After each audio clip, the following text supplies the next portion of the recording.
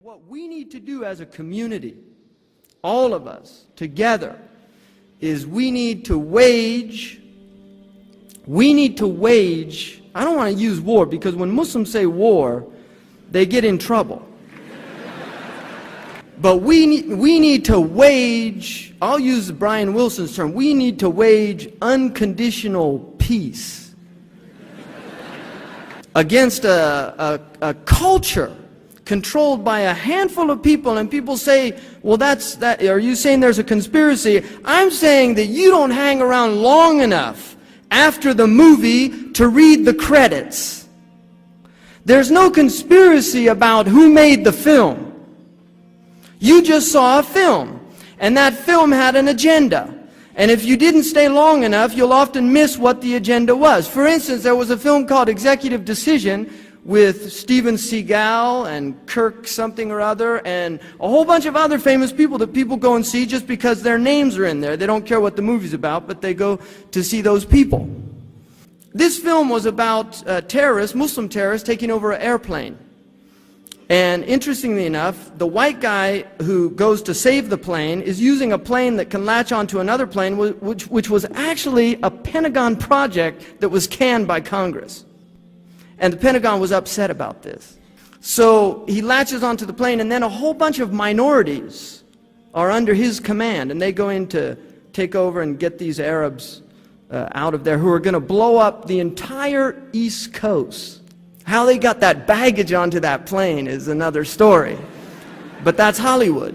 So the interesting thing about this is if you stayed till the end of the credits, at the very end, not at the beginning, after Steven Seagal and all those characters and the producer and this, they said, we'd like to thank the United States Air Force. We'd like to thank the United States Navy. We'd like to thank the Secretary of Defense for making this film possible. That's an agenda. And those people that didn't stay long enough to see the credits don't realize that they were being affected by what they saw. There's propaganda there. Everything that John Taylor Gatto told you, you can find in public libraries, the Library of Congress, or you can get it through interlibrary loan. Some of them you'll have a very hard time finding, and I'm really serious about this. I tried to find a book called The Evil Eye. It took me 2 years, and the book was about a lot of studies that were done about television. This man's premise was that he felt that there was a lot of mind control going on in television, but it's a fascinating book to see the studies of what they knew back in the 50s about the severe effects that television were having on people. So where do we go beyond schooling? What do we do as people? We are human beings here together, and we're here because we have a sense, I hope, of the importance of what we have going on here. We're human beings. Some of us have children. I have children. I'm concerned about my children. I'm concerned about the world they're growing up in. I'm concerned about the commodification of human beings. I'm concerned about human resources. I don't like one of these guys that went and shot this place up. He killed all these people in the human resource office because they wouldn't give him a month's in advance pay so that he could buy Christmas presents for his children. Now, to imagine the stress that this man was under to actually, because he was denied that month in advance pay by the human resources, to go and do something that tragic, because it is tragic, but the entire system is tragic. What produced that man is tragic. I lived in the Saharan desert. They don't have mass murderers. They don't have children shooting their fathers. They don't have children going to school and shooting their fellow children. They wouldn't even think of it. It wouldn't even occur to their mind or their heart. They're not more human than we are.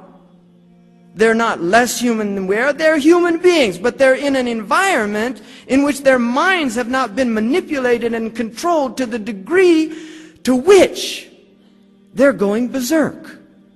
They're running amok. Look at this last killing, and I have a map here of the school killings, which is interesting because they're all over the country. I mean, it's amazing how they're just You know, one happens here, and then here. And these are tragic events beyond belief. But if you look at these characters, when you see their pictures, the same glazed look in the eye. Those boys, you saw that picture of that boy in San Diego? He doesn't know what he did. He doesn't know why he did it. Our Prophet Muhammad said one of the signs of the end of time. He said, يَأْتِي عَلَى النَّاسِ زَمَانٍ لَا يَدْرِي الْقَاتِلُ لِمَا قَتَلْ وَلَا الْمَقْتُولُ لِمَا قُتِلَ. The killer will not know why he's killing, and the one being killed will not know why he is being killed. It's a hadith in Sahih Muslim. The killer will not know why he's killing, and the one being killed will not know why he's being killed. What is going on? What has brought us to that point? We have lost community. We've lost family. These things have been taken away from people, and they weren't taken with ease. People fought. Read history. Read what happened 100 years ago in the United States of America. What the farmers did.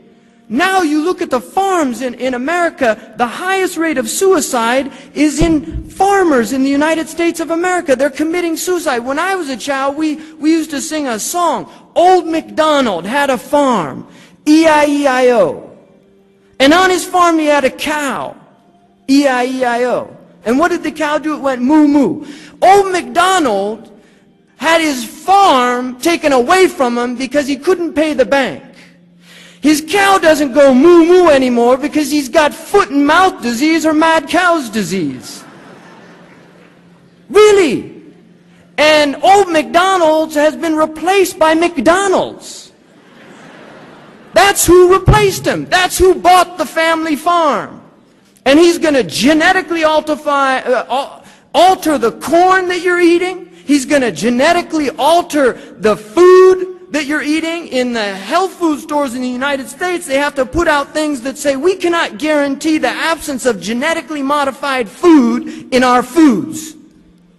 And if you have an ounce of intelligence to think that this ignoramus that we call Homo sapien can improve on perfection, can improve on the God-given seed, the seed of life. If you believe that man, this is called hubris in the ancient Greeks, this is what destroys man, is his arrogance, his belief that he can do things that he is not qualified to do. And the sign of an intelligent man is to know his limits. To know his limits. Really, we have to question what is going on out there, and our silence is complicity. The silent one is complicit in the crime. If you stand by and watch a crime happening, you're part of that crime. You're aiding and abetting that crime if you don't do something about it. The Arabs say, the hadith says, as-sukut alamatu ridha. Silence is the sign of contentment. Silence is the sign of contentment. We should be standing up. The Europeans went out and marched in large numbers to prevent genetically modified food. And yet, no, these things, people aren't even debating these things because we have an educational system that makes us docile, that makes us think. Like John Taylor Gatto said, it makes people accept orders even if they're stupid. It makes them accept. There's people that, there was an old lady in England, and she was pouring tea. She had her cream there. And as she was pouring it, she said, you know something very strange about this cream. When I was young, I remember cream going off really fast. But this cream doesn't go off anymore. It'll last 2 weeks. My grandfather said, he had an orchard, and he used to tell us if we found a worm in the apple, he said, I wouldn't eat an apple a worm wouldn't eat.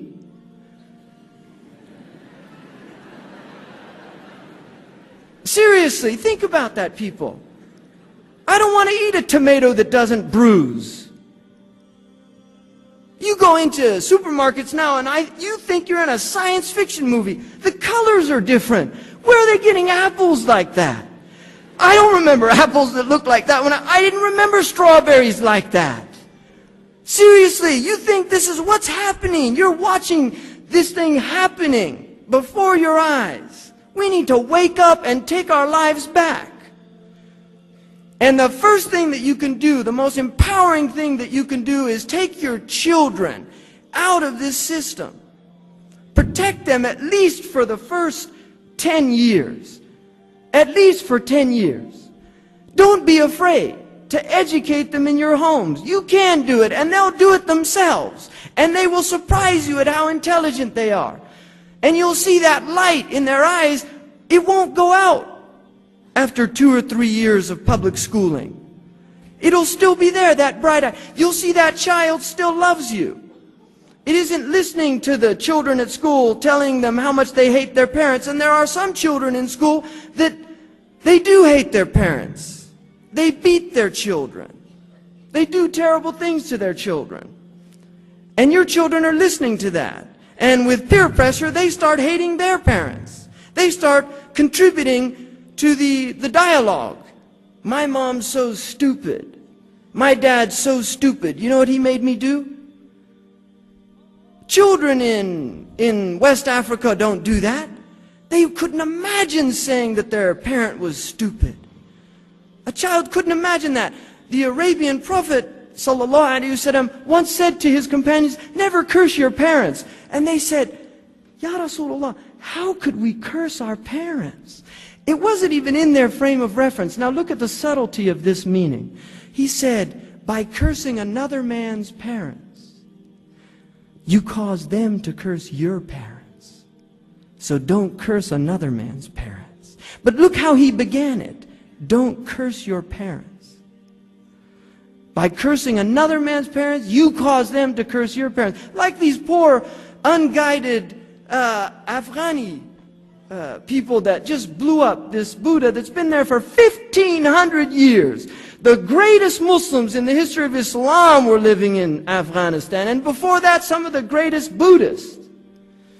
Balkh was a center of Buddhist learning. Many of those scholars became Muslims and actually contributed to the development of Islamic logic.